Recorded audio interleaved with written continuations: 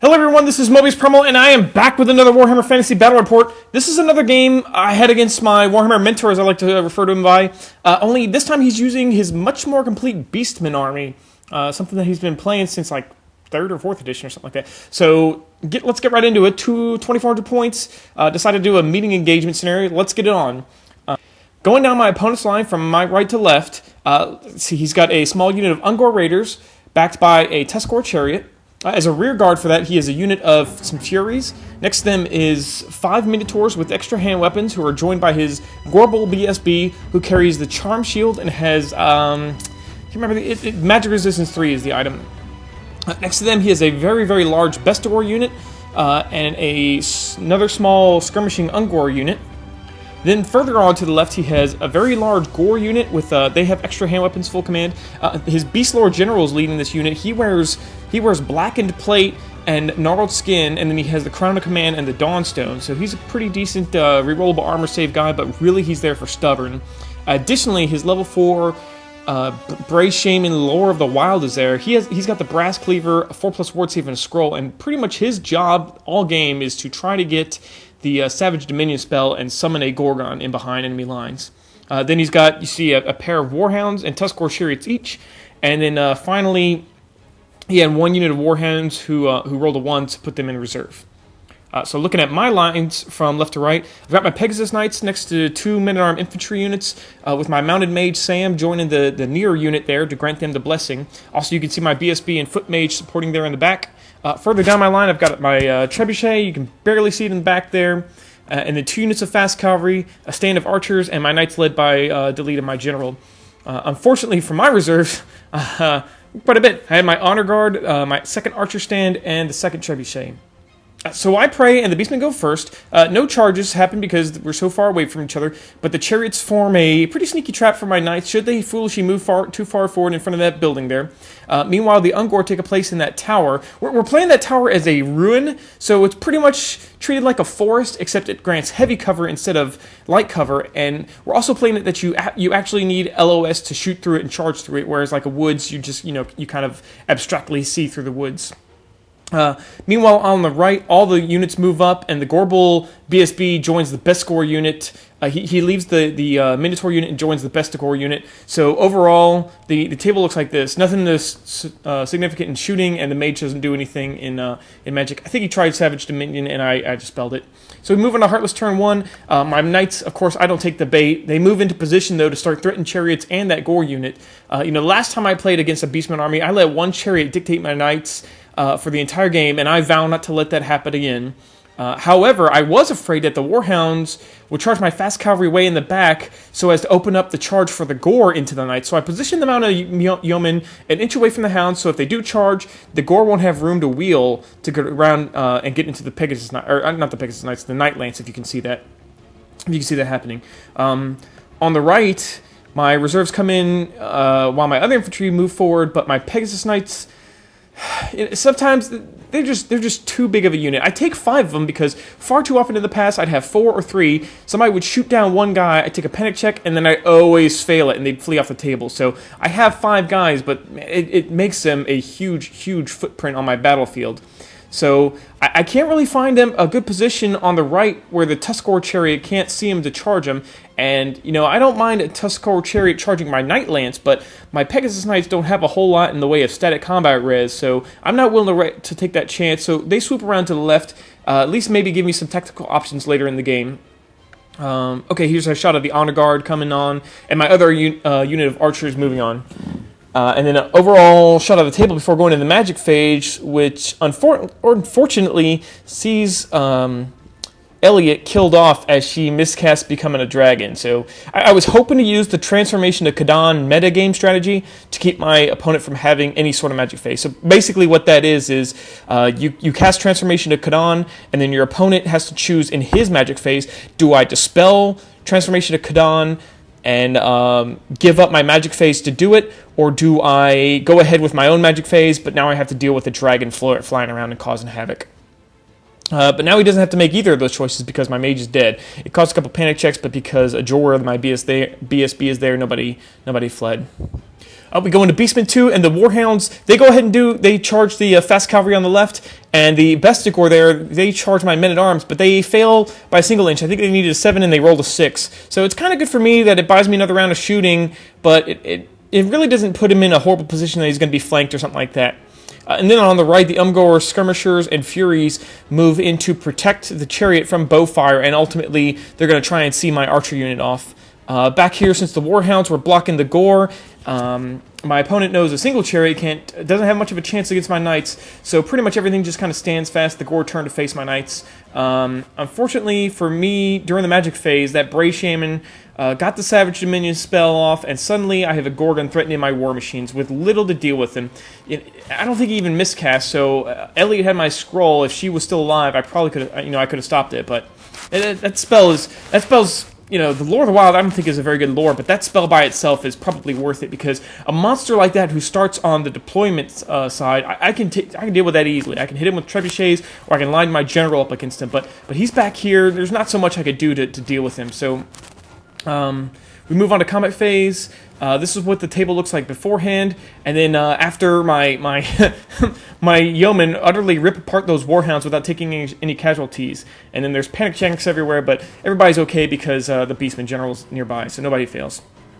We go into Heartless 2, and my knights charge the one chariot that they could see, and they don't want a piece, so they flee, and then my knights decide to redirect into the Gore, but they don't make it, so I think I rolled a 2 and a 1 and a 1. So I decided to block the Gore with my fast cavalry, who had just pounced those Warhounds. I know that going in with the Knights, I would win the first round, the enemy would be steadfast, and then I'd probably eventually start to lose combat through attrition, because Knights just don't put out enough attacks when they're not charging. But what I was really going for was gunning for that general. This Beastman army was put together under the idea that the units are going to win the battle, and the characters are merely there to support where needed. So the Beast Lord, he really only provides support in beating Leadership 9 and having the Crown of Command to make his units stubborn. Other than that, he's not very overtly killy or defendy, and then vicely, the BSB is really just there to make one of the units that he has frenzy. So, going back to the Beast Lord thing, I really did think Delita would have a decent chance of knocking him down, and then that would really hamper the Beastmen because their army leadership isn't terribly good. Over with my infantry, I think I bit off a little bit more than I could chew here. My middle infantry moved up just a little bit too far as to make a flank charge with the left side unit, not possible when they get charged. And then my honor guard basically just stared down the Minotaurs. I know I'm going to lose that combat, but being stubborn should see me around for quite a long time, and the ward save could diffuse a lot of the damage that would be dealt to any of the men-at-arms units instead. Back in the rear guard, Sam, that's my mage on the pony, positions himself to try to knock an amber spear through the Gorgon, while my archers move to put some arrows on it, both of which don't work out at all. However, the trebuchet lands a perfect hit into the Bestigor unit right before the Gorgon gets ready to slap it to death, and that trebuchet manages to kill off 12 Bestigor, so that's kind of nice. Unfortunately, unfaltered, the Minotaur charge the honor guard there, and the Bestigor go into the men-at-arms in Beastman turn 3. Other than that, some shuffling of the Furies and the Gore happen, and then the general abandons the Gore unit now that my opponent knows what I'm aiming to do with my knights. Also that little Ungor unit had rallied. I fled them off with my Pegasus Knight last turn. I was hoping I could charge them, kill them, and then overrun into the Gore unit. The Ungor do a couple of wounds to my archers, but not enough to cause a panic check. And then over into the infantry combat. Of course, the Gorgon beats the crap out of the trebuchet. I think I actually did a wound there. And then the big combat's in the middle. I did, I think, exactly 0 wounds while taking very heavy casualty in both units. I'm steadfast in both cases, and I stick, but it's really demoralizing to do absolutely nothing to my opponent. I should kill 2 or 3 Bestigor a turn, and I just did 0. So going into Heartless 3, my archers try to continue put wounds on the Gorgon.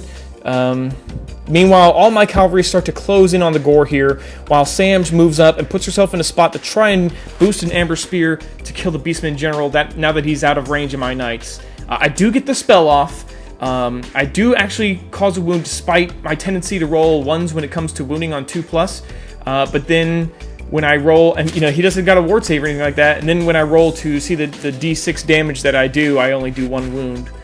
And then what's worse than that is it was all a miscast, and my Sam gets sucked into the warp too. So that's both of my mages get killed by miscasts. Bummer.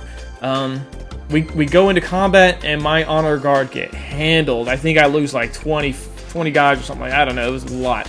I do manage to kill off the Minotaur champion, and then my men-at-arms in the combat with the Bestigor, they get slapped around too. And it, by this picture, it looks like I actually did some wounds, but that was actually from a scattered trebuchet shot. I was trying to kill that mage using indirect fire, and it scattered and hit some Bestigor. I think in this round and last round, I did 0 wounds with those men-at-arms. I can't recall. Maybe it was 1. The dice have the dice have long since abandoned me here in this game, and two rounds of doing no damage is really beginning to take its toll on my game psyche. Meanwhile, my opponent, he'll come out with like 16 attacks because that unit's frenzied and hit 14 times, and of course wound like 12 times or something like that. It was just unreal. So things are kind of deteriorating rapidly for me as we go into Beastmen 4. Gorgon aims to kill the second trebuchet. No chance of my guys there really. And then there's some character shuffling to provide some lookout sir rolls. The Ungor shoot my archers and then flee them off the table, which kind of sucks, but, they weren't really doing much in the game anyways. And then after combat here in the center, my men-at-arms lose their steadfast because I'm out of ranks. They break, and then they pop off the table thanks to some clever positioning of the Furies, which I gotta say that's actually pretty good because that bull in there, the BSB, they only pursue a D6, so pretty sneaky move there by my opponent. My honor guard stubbornly stick around. There's only 3 wounds left on that relic, and then I forgot to show it, but the chariot up at the top had charged the flank of my knights to try and slow him down. It slammed hard. I distinctly remember he rolled 6 impact hits, and then I think he wounded every single time, but after my ward saves, I only lost a single knight. And then, of course, my general makes way and whiffs out, does not score a killing blow, and then I just win combat through my static combat res, and the chariot does break from combat. But unfortunately, the stupid knights fail their restrained pursuit roll and chase after the chariots, and then they don't even catch it, which really sucks because you can see that little Ungor unit, they had gotten in the way of my knights to block them from the gore, and if I had restrained, I could have used that reform to just angle my knights a little bit so they can get past those guys. So really just frustrating, especially since my Pegasus Knights were in a great position to combo charge. As seen here in the flank, this is moving into Heartless 4. I figure, at this point, I may as well go ahead and charge. Maybe the Gore will fail their steadfast check, because I know I'm not going to be able to break their steadfast, and then I could, possibly take them off the table. But then my Pegasus Knights only managed to do a single wound. That's 1 wound out of 6 Knights with Lances, 6 Pegasus attacks, and 3 stomps. Only 1 wound. So I actually lost combat by 1.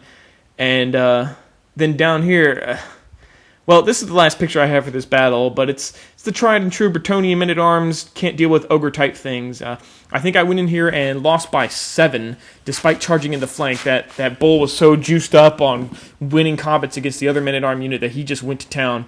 I was steadfast and stuck, but at this point, my opponent offered a ceasefire because I didn't look like I was having any fun with the game, and at the time I really wasn't. It was just so demoralizing how lousy my dice were. I think my peasants had killed 2 Bestigor in 3 rounds of combat, and then my Pegasus fluffing was that was just the icing on the cake. Not to mention my opponent had those insane dice where he'd hit 14 out of 16 times and stuff like that.